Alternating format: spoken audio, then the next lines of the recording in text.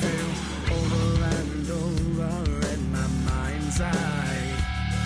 I'm letting go the regrets of the life that's passed me by.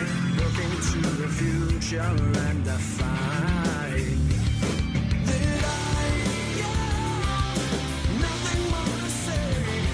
And when you leave, there'll be nothing more.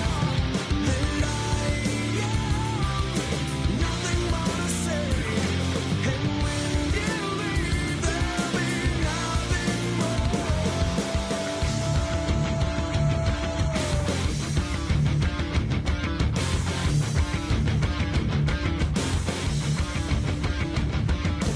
Open your eyes, look around before you rest surrender. I have nothing more to say, and when you leave, there'll be nothing more. And I have nothing more to say, and when you leave, there'll be nothing more.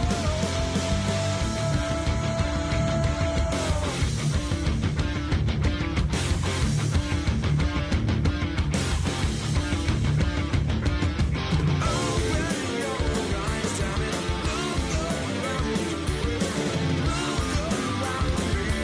you rest surrender. Open your eyes, damn it, look around before you rest surrender. Welcome, everybody, to another edition of the Rock Pal Report podcast. I'm your host, Bill, season ticket holder Drew Gear. That's my producer, Chris Kruger, who hates when I do this. And I pick the mic up and I hold it like this off the table. And this is your week one recap. Buffalo Bills 34. The Arizona Cardinals 20. Dude, this is a hell of a game that we get to recap. So, we win. I mean, put on I got my trusty Babbage gold chain. Now, I'm sure it's a tale of two halves. I'm sure they went into halftime, and McDermott goes, all right, Buffalo Bills 34. you 26. idiots have Yeah. got to do something. We only have 3 points at halftime. And Bobby Babbage, he went, Put on a second chair. he went, and he goes, Coach, I got it. You just got to believe in the cross. That's why I have just kiss the cross. My new gold chain. Look at that, dude. Look how good that. What camera, man? Look at that. Love the cross. Babbage was like, I believe in something. This is a legitimate question I have. How many of those do you think you can get on yourself at one time? I mean, I was pretty impressed that I got 2 on, no problem, struggling like this around my back. But yeah, we got our gold chain cross on. So now, do we add a new chain every single time Every the win. Bills pull out a victory? Yeah. Oh my God. You're going to look like Mr. T by the end of the season, and it might legitimately be one of my favorite things about this podcast now. Hey, you got to commit to the bit. I'm committed. If nothing else, we do chase down a bit. Yeah. Guys, we have a lot to unpack here tonight. It was the home opener. It was the Buffalo Bills. It was everything that we've come to know Buffalo Bills football to be. And I got to start it off with the stats of the game, just to put it all into perspective. Mr. Josh Allen, 18 of 23, 78.3% completion percentage, 232 yards, 2 touchdowns, no picks, week one leading 90.1 QBR. Okay? Now, I know the night's not over. I know there's still football to be played, but a 90.1 QBR. The Bills' interior offensive line, 6 combined pressures and hurries. Torrance had 3 of them. He was the lowest graded run blocker of the day, both in zone and gap concepts. Keon Coleman, 4 catches, 5 targets, 51 yards, 3 first downs, led the Bills in target share. on the day, which I think is important. Dalton Kincaid, 1 of 2 for 11 yards. Bills wide receivers and running backs, no player had more than 52 yards receiving. Defensive end Greg Rousseau, 3 tackles for loss, 3 sacks, 6 solo run stops total. Average passing yards on Sunday afternoon was 185 yards per game per quarterback. I want that noted. The league average. And now the Buffalo Bills haven't lost by more than 6 points to an opponent in 41 consecutive games, which ties the NFL record. Chris, it was a great day. Yeah. Tailgate was awesome. The tailgate was epic. A little cold in the morning, but that's football weather, isn't it? Yeah. Like the type of cold where your hands, they get a little frosty, but you put them in your pockets and you're all right. And then as the sun comes out, it starts to warm up a little bit. And then as soon as the sun goes away, everybody's scrambling for a jacket. Like that's football weather. Yeah, the tailgate was great. I brought 2 different old fashions. I made a Georgia old fashioned, an Arizona old fashioned, and then I also brought a fancy free, which you don't like because it swaps out simple syrup for maraschino. Yeah. As an old fashioned, and then I made Manhattans. I saw your dad came to the tailgate, and I saw him from like a distance, just like standing talking to Iman, and he had his arms crossed like this, and so I went because this season I'm bottling all of my cocktails. I'm not making them on the spot. So I went and I grabbed a bottle of Manhattan. I poured your dad a cocktail, and I went over. It's like, you look weird holding nothing. Hold this. And I just forced him to drink a Manhattan at 8:30, 9 o'clock in the morning. I remember you walking up to him going, "Don't fight me." It was a joke. I saw him walk up. I was like, don't fight me. These are just jokes. Please, don't fight me. Now, here's what I love. You know, did you see the tall guy kind of standing in the back with the wife, like the older couple who were there briefly, offered him a couple cocktails, and they told you no? No. Okay. My dad's buddy, Mark Trainowitz, was in town. I actually got to have dinner with him Friday night, talking about getting a podcast together with him just to talk about his weekend here. Mark Trainowitz was a former left tackle of the Buffalo Bills back in 1985 to 1989. And he remembers like just the good old days of Bills football before they caught the 90s wave of success. And kind of this might have been his last hurrah here in Buffalo before they like chance to see the building again before they tear it down. And so I was really happy that he got to come up here and have that weekend and see the place and see our tailgate and be a part of it, and then go into the stadium and get treated like royalty because Harrison Phillips, who also went to Nebraska, where his alma mater, got him hooked up with tickets. And I think it was the best thing, right? Seeing him get to see the parking lot and see the people, and he's like, this is what it used to be like. This is what it used to be like back in the 80s. Before you had technology and Twitter to try to organize people, people would just show up to the stadium and look for other drunks to hang out with. And that's what I'd like to believe our tailgate is, right? An old school throwback assembly of just, we eat, we drink. We don't talk politics. We don't talk about social issues. I do. Well, yeah, of course you do. We're not solving the world's problems. We're just here trying to get fired up to enjoy something communally together. And I love it. I was happy I got to share that with him. The food was awesome. Cam Calandra made fried chicken sandwiches. Iman outdid himself with these pulled grilled chicken thigh sandwiches with pepper jack cheese and pickled onions. I mean, it's nuts, right? Yeah. The venison sliders were underrated. I don't think I had any of Iman's sandwiches. I did have one of Cam's, which you was missed out because I'll tell delicious. you what, Iman's sandwich killed. Our food is better. I would put our food up against anybody's. You know, Dad Chef, I see you out there with your weird hot dogs with mayonnaise on them. We will give you a run for your money. So the game was good. Our wives came. Yep. Our wives came, and we went to the game. The tailgate's an epic success. We all catch a good buzz. I had a bunch of your peach old fashions. Is it what's that? A George old fashioned? George Old Fashioned. What is it? Pecan syrup and peach bitters. Okay. So we then go into the game. And I'm not going to lie. There are a lot of people, guys, the Bruce Nolan has kind of coined the pineappling thing. Where he's like, oh, that's a pineapple. Somebody says something, you just mute them. You don't have to say anything. You just, oh, it's a pineapple. Chris, I may have gotten us muted by a giant portion of the fan base. Not surprised. In the first 30 minutes of a football game. So there is a guy sitting in front of me, in like kind of in between myself and Dan Kimball, who has seasons next to us, and I talked to him a little bit during the game. This guy flew in from Arizona, originally from Buffalo, flew in from Arizona to watch the game, and he was like watching you bitch and yell, and he said to me, he's like, who's he cheering for?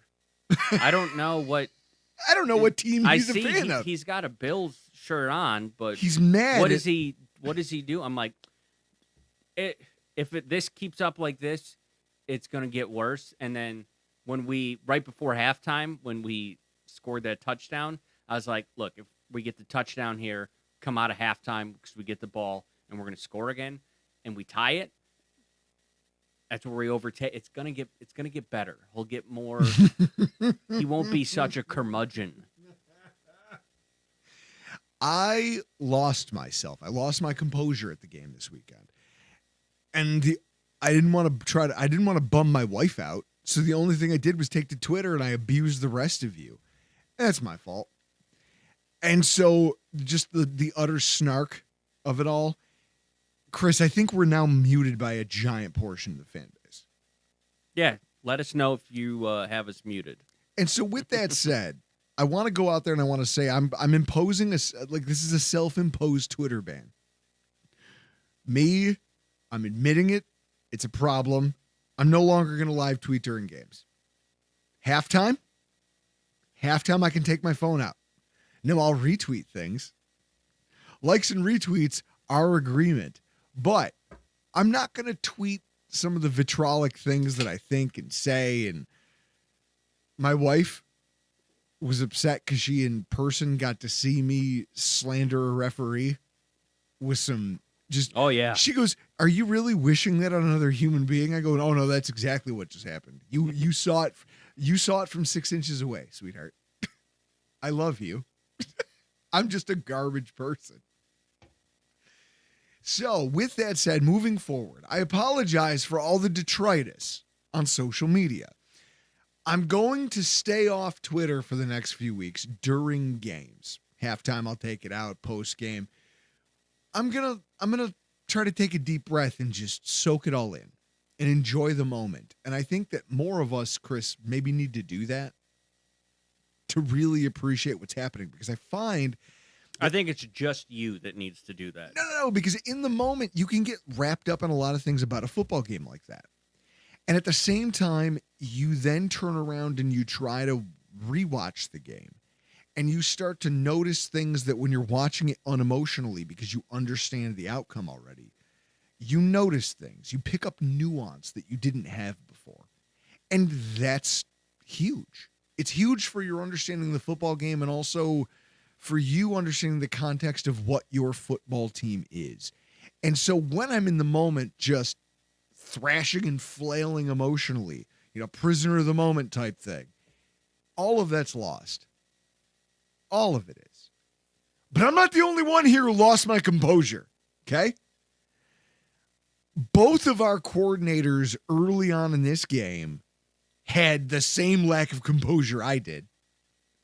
I'm surprised Bobby Babich hasn't been kicked off Twitter already. The way he lost his composure in that first half. I want to start with this, Chris. Late in the first half, the Bills are trailing 17-3. And it almost seemed impossible, right? You go, how are we losing this badly to this garbage football team? Again, on rewatch, and when you take a look back at even some of the highlight reel stuff, you could see the drivers of it pretty clearly. And then you use the stats and you kind of give some more context to it. Chris, the offense didn't run enough plays to ever get into a rhythm early in the first half. No, it did not help that Josh Allen fumbled the ball on our opening drive. No, it was a terrible thing. And I almost think that big kick return, which was awesome, right? That Codrington guy that they picked up, and everyone's like, who's this? They cut the draft pick Hardy and signed this guy off the Jets for nothing, and he immediately has his first return go to the 50. Yeah, I'll so take you're like, it. oh, okay, they scored. We're back in business. We're going to go get them. I think it actually hurt us because when you think about how that drive went, the very first play is a 9-yard run. Next run is for like 4 yards. Now we're on to a new set of downs. And before you know it, within 2 plays, we're into the red zone. We're on the 19-yard line. So now Josh is already thinking, touchdown or bust. I have to score here. They not only got to run 3 plays before he fumbled, right? And it was a coverage sack. It was pure and straight up just a coverage sack. He had nowhere to go with the ball. They only got to run 3 plays before Josh has to make this call of like, hey, throw it away and live to fight another day. But that's not Josh Allen's game, especially early on in games, right? Like one of my tweets that got us in trouble was a reference to how few layups were built into the offense early in the game. You would think that you would do that to develop a rhythm with your offense. Also, you would think you would do that just knowing that your quarterback's a psychopath. Knowing that this guy is a lunatic who doesn't care about his own body, you would assume that a coordinator would bake some things in, some release valves, some niceties into your offensive approach so that when you find yourself in a position where everyone's covered on a given play, your quarterback who is prone to trying to play hero ball doesn't feel like he has to. And instead they didn't, right? If you gave Josh something easy to move the sticks and get us to 1st and 10, like he would have taken it. The fact that you didn't and you sent everybody downfield, he now feels compelled to hang out. Do you know how many seconds he was in the pocket for there, Chris? No idea. 7.5. Josh hung out in the pocket for 7.5 seconds trying to wait for something to develop. He should have run. He should have thrown it out of bounds and lived to fight another day. That's not who he is. And so in that way, I don't blame him. I blame our coordinator for not giving him an option. And I was furious about it in the moment, and I felt a little better about it rewatching it and seeing how good the coverage was on that play. But also, where is our coordinator trying to take the pressure off 17? You're never going to coach this out of Josh Allen. So you better learn to accept it. But you saw that change over the course of the half. I also look at Dalton Kincaid. 0 first half targets. That's a problem, right? There were plays that he was open. Like there's a play Shakir makes for a first down and Allen just doesn't see him because Kincaid's not his first read on that play. But Kincaid's wide open for what could be a 16, 17 yarder. And if he makes a guy miss, it could be a giant play. But that's not the play. And that's not the progression. Dalton Kincaid must have been like the 3rd read on that play. And so in that way, I don't blame Josh for not seeing him. But at the same time, if I'm the offensive coordinator, I want to be in his ear immediately after that play going, hey, Kincaid's cooking these guys. Look at him, even if it's ahead of schedule. Because you have the latitude to do that as a coordinator. They chose not to. And they chose not to make Kincaid a factor in this game whatsoever. One of my favorite Mazda drivers, Dave Gilbert, in the chat, he looked off many open guys who were also primary targets. And it's not, like, I don't understand what you're doing. Like, is that just Josh being Josh? Like, oh, I saw my first read and it feels too easy. I need a bigger play. I need a big play because we're trailing. We're down. I need a big play. So I'm going to bypass what seems like just a no-brainer because maybe there's someone else who can get a bigger play. And it made everything harder. It made life very difficult for the Buffalo Bills in the first half. And it just, like, I don't know. I feel like, again, this is where you as a coordinator have to be the adult in the room, right? Yeah. Curtis Samuel, to Dave Gilbert's point, 5.5 yards of average separation, 2 targets for 15 yards. The league average this week was 2.29 yards of separation. Curtis Samuel was open. He didn't run a ton of routes, but when he did, he got open, and Josh just didn't throw to him. It's you as the coordinator are supposed to be in this guy's ear going, hey, just so you know this, just so you know that. Let's give you as many options as possible. Let me open your eyes to some of the realities taking place around you. And then the interior offensive line was just underwhelming to say the least from the onset of the game. Edwards blows a block, right? The drive we settle for a field goal. Yep. He gets 0 yards, right? 0 yards blocking for James Cook on the 4-yard line. No yards. We end up settling for a field goal on that drive. Because I think a couple plays later is when the face mask happened and then a sack. And it's like, Edwards, all you had to do was block a guy. It was a 1-yard first down situation. We're near the goal line. Do your job. David Edwards sucked in that first half. McGovern could not keep pressure. 3 pressures directly in Allen's face that are his fault. Torrance, similar struggles, except he took that penalty that took the Josh Allen touchdown off the board right before a called quarterback keeper forces a field goal. It's like, if Edwards does his job, none of this happens. If McGovern does his job, we don't get to the face mask.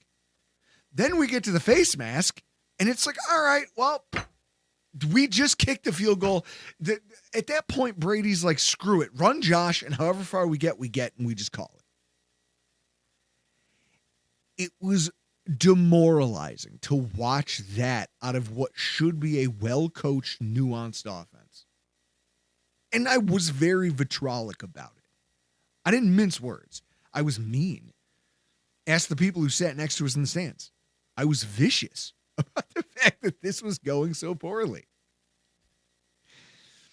On the other side of the ball, it's kind of the same story. We have Vita Vega in the comments. I don't blame Josh getting impatient. It has to be frustrating to watch McDee's defense getting gashed for long, drawn-out possessions. Okay, well, it's not McDee's defense anymore. It's Bobby Babbitt's. And I'll tell you what, the other half of the killer bees here, as I've now going to call them going forward, Babbage wasn't great either. Benford and Douglas, just to put context into how things unfolded for the Bills and how they ended up 17-3, Benford and Douglas only got targeted on passes 3 times over the course of the game, and they only gave up 2 catches for 4 yards. The plan of Arizona's entire attack was to get on our linebackers and safeties because they felt like that's where they could make their hay. How much do you think that the loss of Teron Johnson threw Babbage off? Probably, I mean, I don't know this stuff as well as you, but Teron Johnson is very important to our coverage on defense, and he's going to be missed. No, Cam Lewis did a really good job coming off the bench. Really great job. Better than I could have asked for. But he's been here for a couple of years. So he's had time to kind of learn the system. I think that, I've trashed him in the preseason before. I've been like, why do we keep this guy around? Now I got to see it, and I respectfully withdraw my previous complaints. But you could tell he was reeling after that because we had nothing in terms of Murray's legs, Murray's just short area accuracy. He was finding running backs. He was finding tight ends. He was finding wide receivers. All of it in the middle of the field. nothing to the boundaries, and nothing deep. He wasn't challenging our safeties over the top. He wasn't trying to get to the boundary. He was just working that area of our defense to death. And Babbage didn't have an answer. And then when he would try to create pressure, the quarterback would just scramble away and run. And that would move the sticks, and it would keep the game close. And through that, they were able to matriculate an offense that took a 2-touchdown lead right before halftime. Can't leave out that I did call. You did. I called the touchdown coming into halftime and the touchdown coming out of halftime to tie the game, and we really didn't look back because somebody made some halftime adjustments. So to paint a picture for you guys, here I am apoplectic about how this is going. I'm saying some of the worst, some of the meanest things that you can think of, just out loud to nobody, because I'm angry enough that I have these thoughts that if I don't get them out, they're going to turn around, like my teeth are going to turn around and devour my brain if I don't get this out. And I don't have a podcast to do it into. So I'm just going to say terrible things about the Bills, the referees, about my frustration about what they're doing. And the people around me. My wife thought the women in front of me were flirting with me. Now, there was a pair of older women who were sitting in front of me. And when I say older, I mean like mid to late 40s. And they turned around and they were talking to me. And my wife was like, she got defensive. She's like, oh, they're flirting with you? I was like, honey, that lady turned around and goes, you might be the worst person I've ever sat near in a sporting event. You might be the worst person. Drew Gear, baby. Welcome to the show. It's my football game. You all just live here because I'm a narcissist. This is what happens. So with that in mind, Chris did nail it that the Buffalo Bills were going to score before halftime. And they took that into the locker room. And when they came out, like, I have to give both of the coordinators, for as much as I trash them in the first half, or as much as I can point to the job they did in the first half and say that this was substandard, it's embarrassing. You look at what they did in the second half and the composure that they found. And the way that they stitched this nonsense together, plugged all the leaks in the boat, and came out looking like a completely different football team in the second half. That is how you know that you are a well-coached quality football team. Right? Yeah. That's what you do. You get a mouthful of adversity and you say to yourself, you know what I'm going to do? I'm going to knuckle down. I can find it, right? Like our coordinators finding their composure. They are the reason that we are 1-0 right now. Chris, the defensive rebound. Let's talk about Babbage. Flash that Jesus piece there. Chris, give yourself a single shot. Put that in the camera, baby. Babbage chain 2 on the season. 80 total yards for Arizona in the second half. That's embarrassing, isn't it? Yeah. And just 3 offensive points. That's a master class in defense. If you were to tell me that I could hold a football team to 80 yards and 3 points in a single half of football, I would assume it was a boat race. And that's what it turned into. Unfortunately, we had dug ourselves so big of a hole in the first half, we had to do a lot of climbing. But we took over the game. And I'll tell you what did a lot of it. Linebacker motion and the usage of Lewis was so solid in that second half. If you go back and rewatch the game, do yourself a favor. Go back and just like rewatch. It'll be on NFL Network this week. Find it, DVR it, and just watch the second half and watch the linebackers and the way that he had them switching and rotating positions and the way that he would key an assignment and then say, okay, we're going to make it look like it's Terrell Bernard's turn to just like, okay, if you're the quarterback, you're going to send motion, you're going to take a look, okay, they're playing a zone. I know that Terrell Bernard's probably going to buzz the flat, and I know that Dorian Williams is probably going to man here or vice versa. And instead, you would have Cam Lewis come over to take that middle spot. The linebacker crashes the line of scrimmage, and Terrell Bernard does pick up that running back and sticks to him like glue, and now Kyler Murray has nowhere to go with the football. And oh, by the way, Greg Rousseau's coming. He's coming. It was epic. And if you want a clearer example, you can go to our Twitter account at Rockpile Report on Twitter. Again, if you haven't muted us already, I know I pineappled us. It's my fault, and I apologize. I take it back, Bills Mafia. The final drive, the play where Murray missed the wide open Marvin Harrison Jr. Dan Orlovsky of ESPN did a really great breakdown of how it's almost impossible to expect Kyler Murray, just based on what the Bills did defensively and schematically and just the way it all broke down. It's almost impossible for him to have seen Marvin Harrison Jr. And even if he had, it would have been so much more difficult because of where we forced him to rotate to and where we forced him to roll to even try to throw across the field with defenders in between him and the wide receiver to that degree. Josh Allen might attempt that pass, and even then it would have been a mistake. But in it, when I'm watching it happen, my takeaway is how Babbage designed and called this coverage, because it's a nickel formation going up against 11 personnel.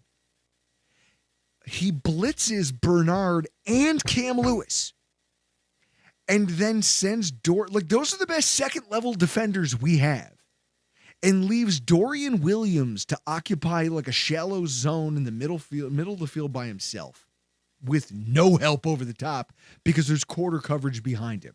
So the safeties, I think Kyer Elam was even back there. They dropped everybody back deep.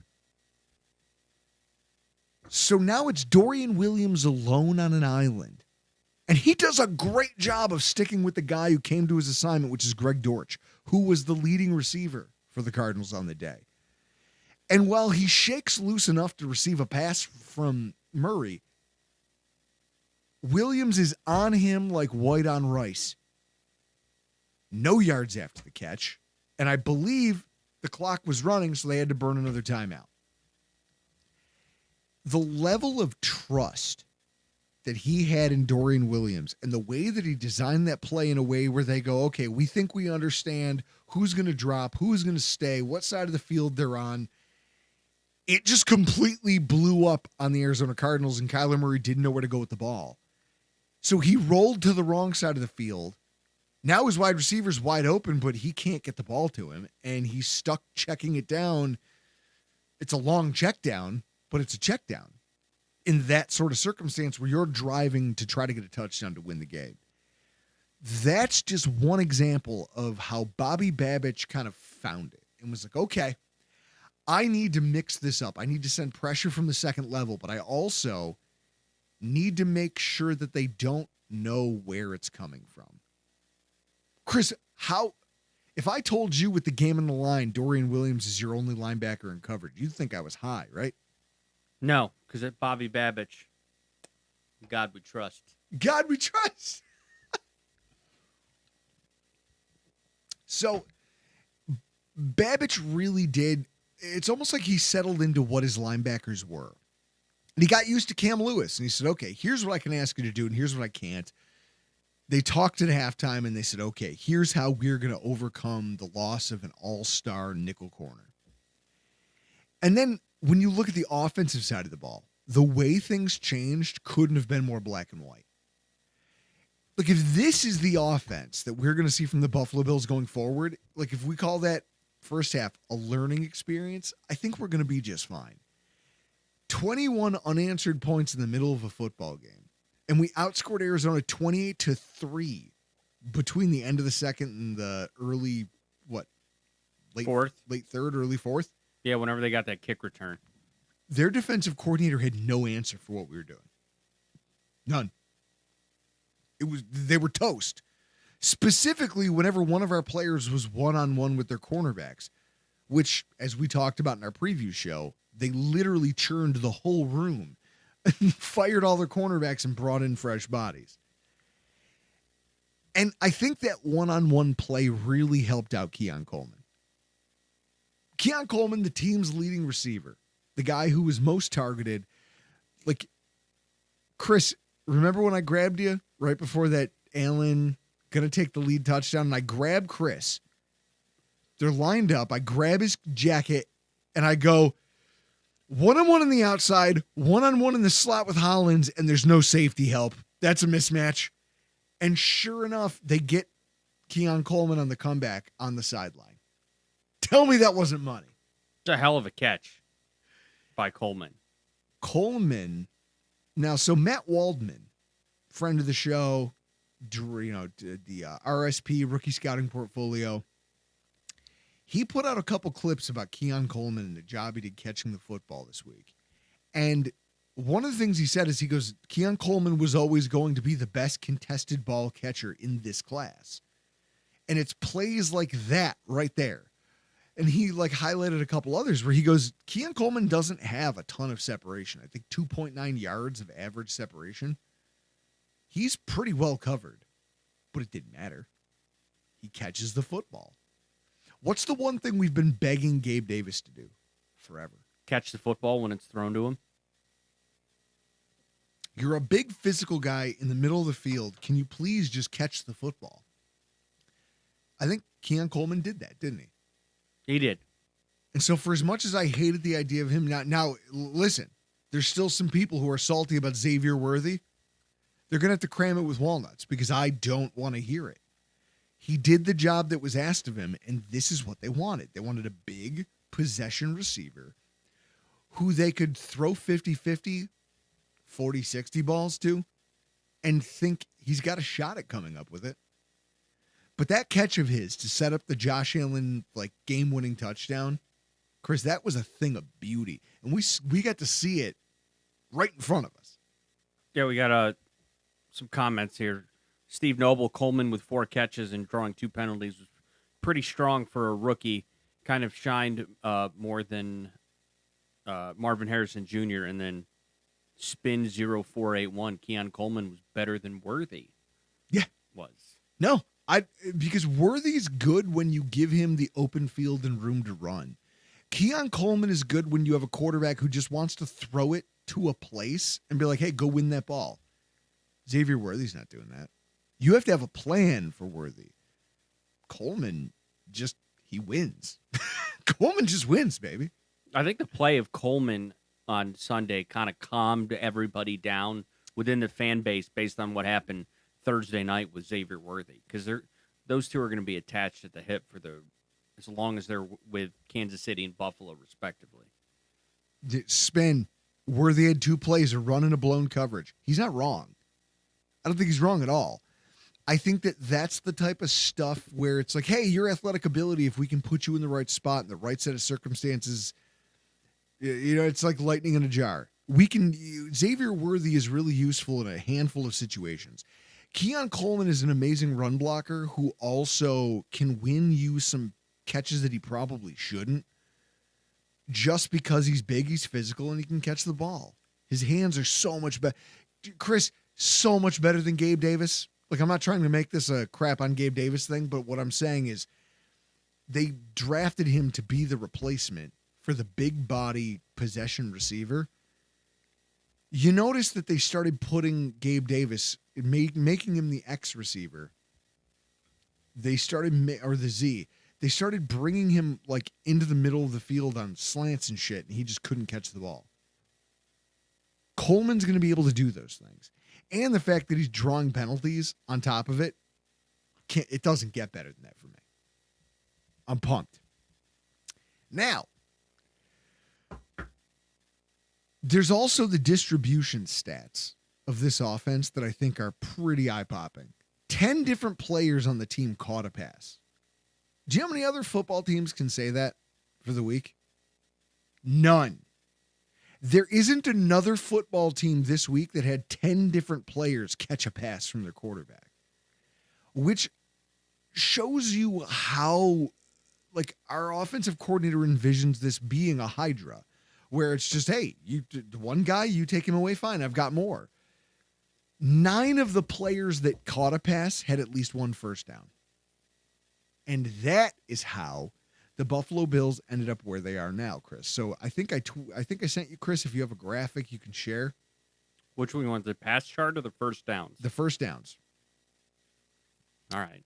So there was a tweet earlier today that outlined this concept that, you know, when you take a look at who ran plays that result offensive series results and whose plays were more likely to end up in first downs than not, by Computer Cowboy or Ben Baldwin, you know, the Buffalo Bills were the second highest in the entire NFL this week.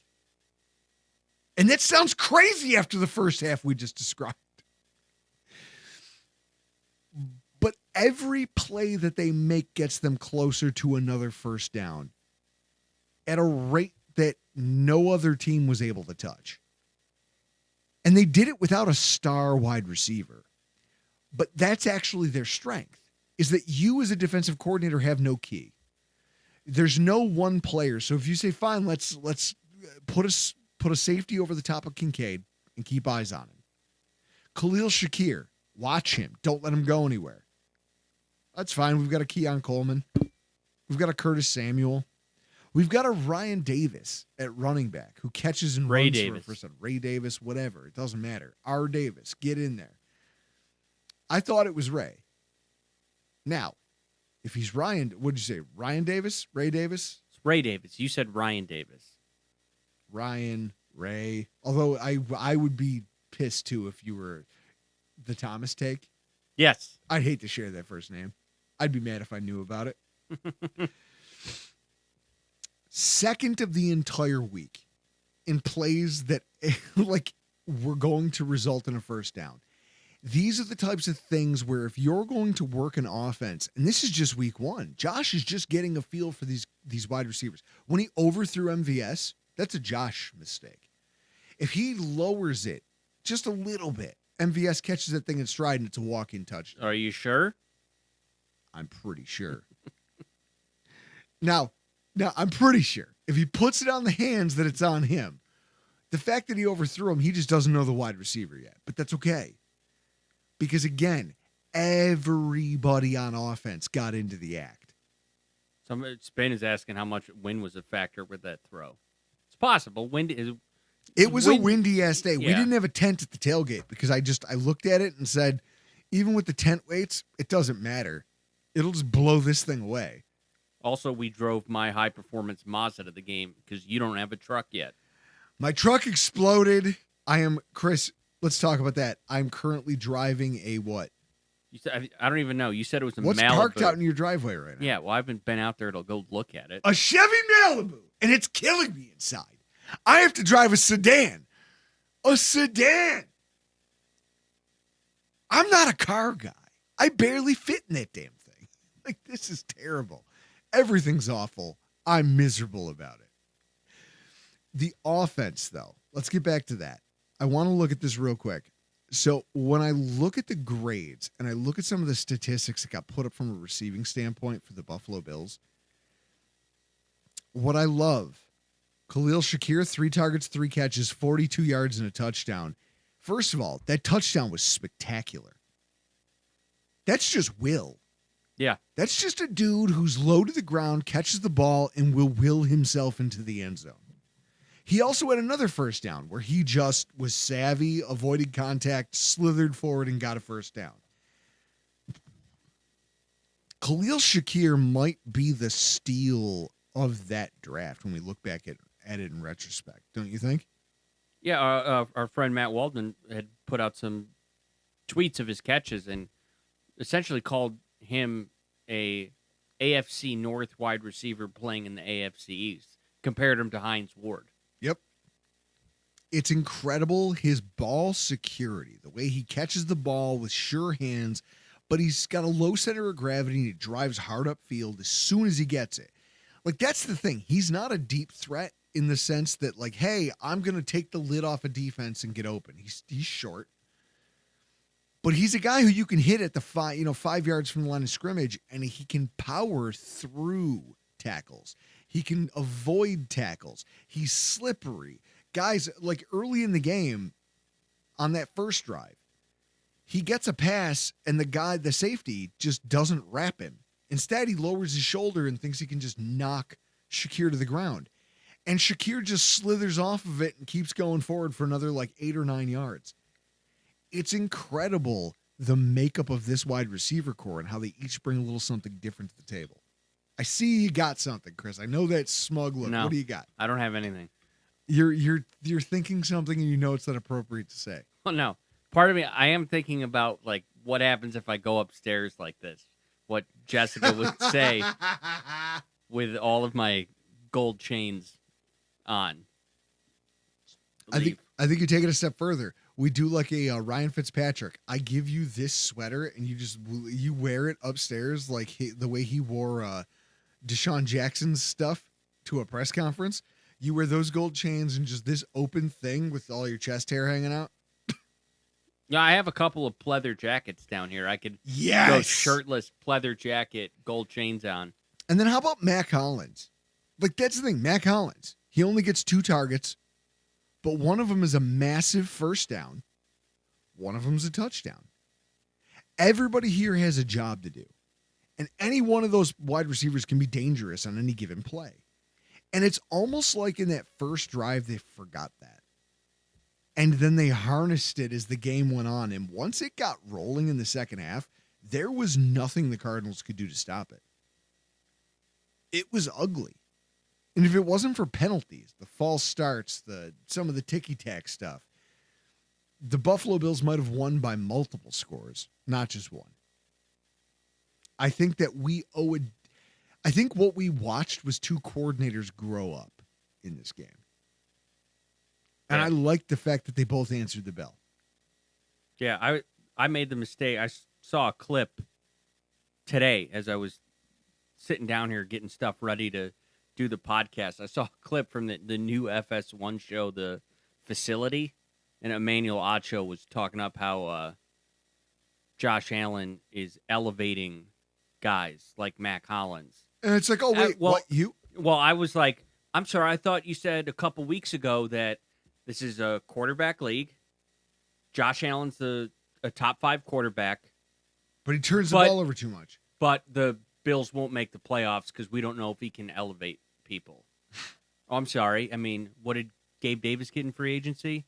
How much money did he get? Did not Josh Allen not have a hand in that? He can elevate people, and we saw it on Sunday. Mac Hollins catching a touchdown because that guy's been around the league with everybody. I think Oakland, Atlanta, Miami. Josh can elevate guys, and we saw it on Sunday. We saw proof positive. And so now the sky's the limit for this offense. If they can all just settle in, improve a little bit, game over game, week by week, just get in there, learn your craft, and understand it. Like Steve Noble, Tyreek Hill, without the 80-yard catch, had a pedestrian day. Perhaps he felt a little bit handcuffed during the game. Steve. I love it. Guys, so I'd like to anoint one of our coordinators the hero of the game, but I can't do it. When it comes to this week's Hero and Zero, there was one clear-cut hero of the game for me. And again, we've already made the rule for those of you who are new, picking Josh Allen is low-hanging fruit. I'm not going to do that. That's lame.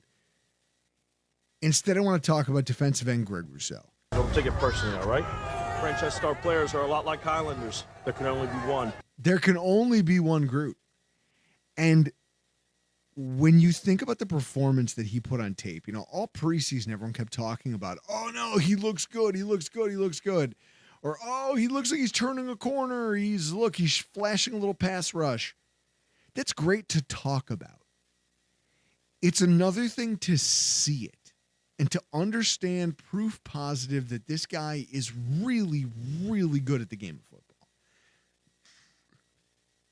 When you look at the total snaps and think that for any defensive lineman, he played the most snaps, he had every reason to be the most tired. He also was the highest rated player on the Bills team. 4 pressures, 3 sacks, 1 other quarterback hurry, 3 tackles for loss, 6 solo run stops. He was the most disruptive defensive lineman in the game. And that's great on a day when Chris, where was that Oliver? Missing. Did he? I mean, I see here on paper that he played 50 snaps. Where was he for those? I missed those. Riding a horse? Riding a horse. Inside of his head, he's just riding a horse across the countryside. Yeah.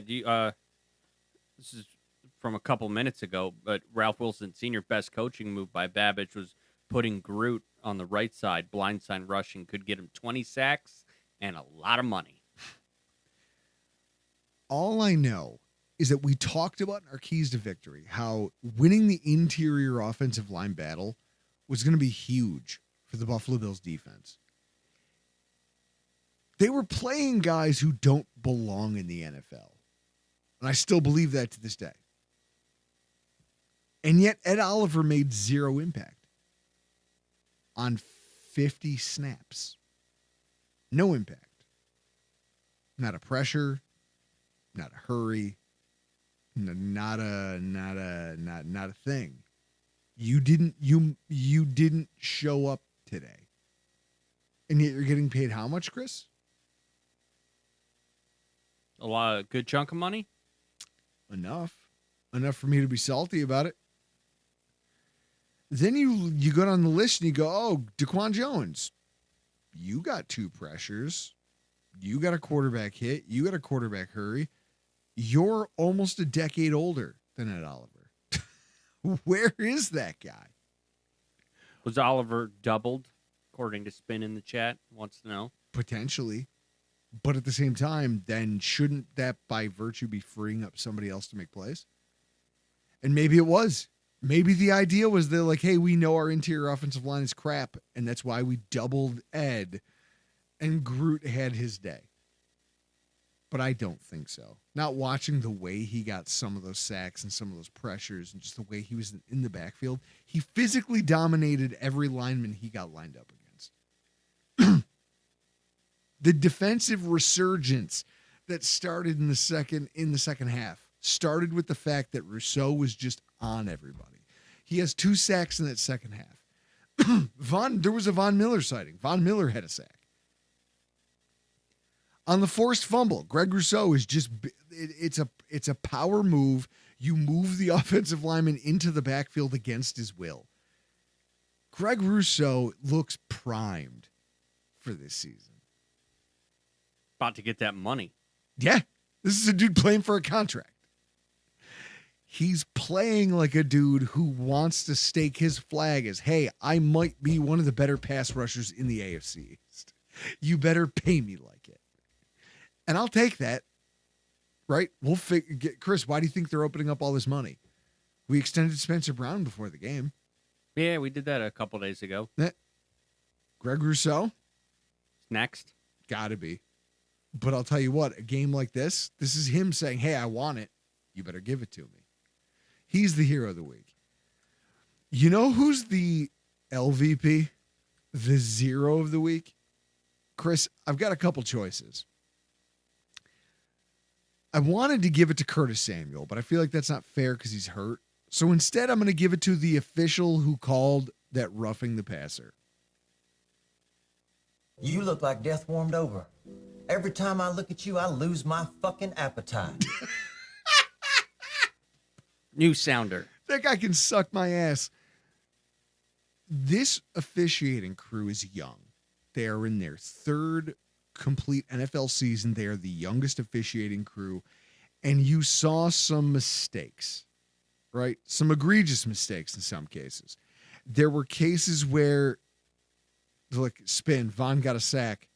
Yeah, Von Miller was getting pressure all game. Von Miller played a very good game.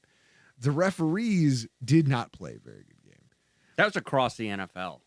Oh, no, and that's it. And that's what I wanted people to understand. Like, it wasn't just us. We didn't just get screwed. Our guys were just young enough that I took umbrage to it. But on that play, Chris, when they replayed that roughing the passer, and you saw that the guy never even touched him, and then the whole place just erupted with, what, refs, you suck? Yeah. Over and over and over again. Totally warranted, right? Yeah.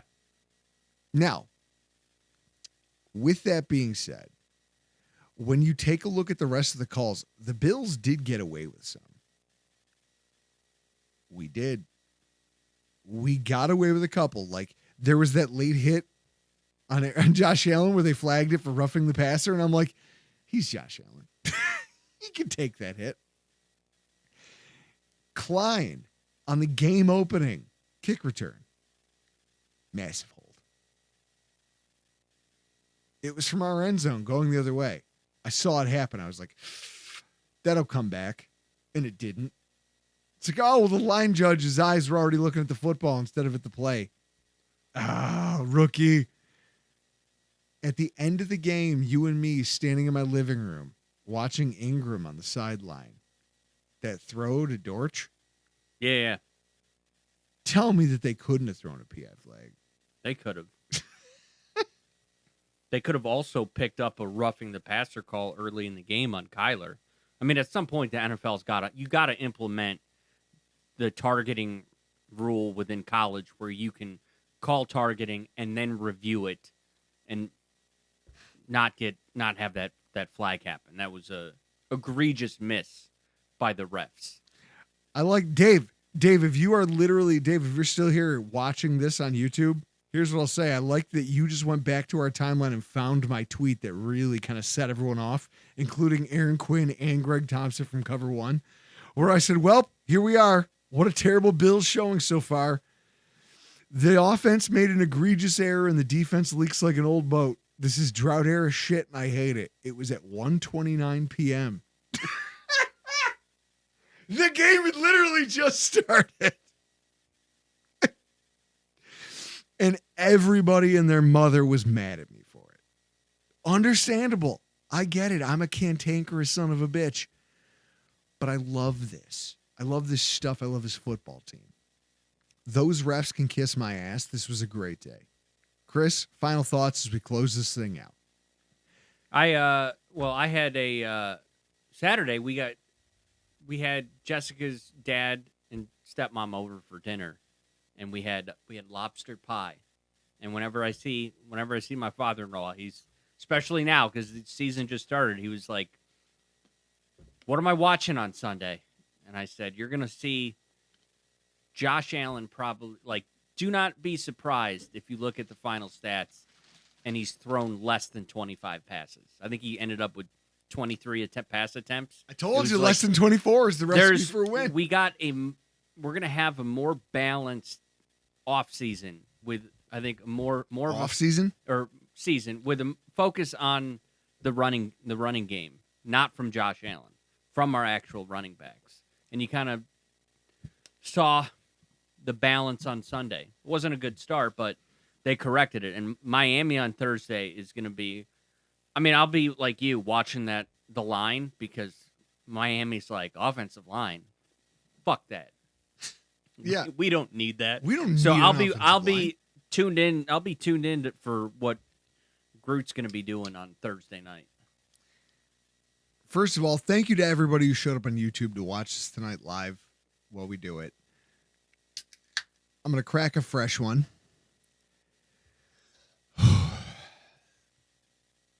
Chris, you're a huge fan of hockey.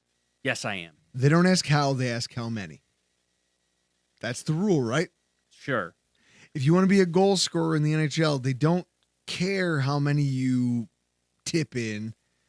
They don't care how many you just like tripped and fell into and it bounced off you and ended up in the net, right? Correct. Okay. No one cares if you had a half of dog shit football and then dominated another team to pieces en route to a narrow victory. You're still 1-0. In that way, the Buffalo Bills are 1-0, and they are the winners here. And if you don't believe me, just ask any other AFC team that wishes that they hadn't had the day they had. And what I mean when I say that, guys, the Browns. I was wrestling with my children and then fell asleep on the living room floor. I was so tired after everything, after unpacking, making my kids dinner. Me and the wife were hanging out with them. Then she takes them upstairs to give them a bath. And I laid down on the floor and just fell asleep. And when I fell asleep, Deshaun Watson hadn't thrown a first down pass in that half or in that quarter, and he'd been sacked twice. And when I woke up, Deshaun Watson hadn't thrown a first down pass in like 10 attempts and also had not scored a point. And he'd taken 2 more sacks. It's like, oh my God, what happened? What's going on here? What are you as a football team? And then the Bengals, whose loss to the New England Patriots knocked out 43% of all suicide pool participants. Isn't that wild? Yeah. At least where it gets tracked, places like Yahoo, places like ESPN, suicide pool entrants, 43% of them got knocked out because Joe Burrow and the Cincinnati Bengals looked like the most pedestrian team ever. Why? Because you don't have T. Higgins and you don't have Jamar Chase. Guys, it's almost like they should pay those guys, right, Chris? Yes. It's almost like they should shut up and pay those guys. So with that in mind, I've got a tweet from Patrick Moran. I want to give him credit. He goes, hours later, I'm still pleasantly dumbfounded that Kincaid had 1 catch. No one had more than 52 yards receiving. No one had 71 yards rushing. We didn't get a defense or special teams score, and we still put 34 points on the board. Yeah, that doesn't make sense. This is the new reality we live in. We live in a place where our football team can do everything wrong, and it still comes out so overwhelmingly correct that there's nothing the other team can do about it. The offensive and defensive coordinators will be fine. They'll rebound from this. They'll learn. I think it's, Chris, it's almost like in retrospect, you're almost happy they got humbled early, right? Yeah. And I look at it and go, hopefully you both, though, take away what everyone should. What everyone does, usually. This is Josh Allen. I'm lucky that I get to coach a football team where, as a rookie defensive coordinator or as a guy who's finally gotten the reins of an NFL team with a good quarterback, I didn't know that at some points he'll just do what he wants to do. It doesn't matter what play I call. He knows better than me sometimes. Chris, Josh Allen had 4 touchdowns and no interceptions, and we just shrug, right? Like, to us, we're like, oh, that's awesome, but also that's what Josh does. Do you know the last time Joe Burrow did that? Let me guess by putting it on the screen. Josh Allen had a casual 4-touchdown day, 0 interception. People just shrug like it's normal. Week 7 of 2022, last time Burrow did that. These coordinators have a life raft when they get into choppy water. And that's the fact that they have the best, okay? Because Patrick Mahomes, when the chips were down like that, if his coordinators failed him, the play calling's failing him. I don't know that Patrick Mahomes has it in him to dig deep and single-handedly float some boats, right? Elevate the people around him, as Emmanuel Acho would say. Josh Allen does it every week because that's what Josh Allen does. And as these young coordinators get better, hopefully we get to a point where they start to carry him. Can you imagine what this thing would look like at that point? God, Super Bowls. I can't wait. I'm just happy I was there to see it, and I'm happy you all have showed up here tonight to listen to us talk about it. This has been a lot of fun, but guys, we've been at it for 62 and a half minutes, and I think it's time we get the hell out of here. Make sure you tune in to our AFC matchup preview. Elfar Tiaga joins us to talk about Bills Dolphins Thursday night. It's going to be a lot of fun, but for tonight, we got to get the hell out of here, Chris. I'm Drew Gear. That's Chris Kruger. And this has been your Rock Pile Report.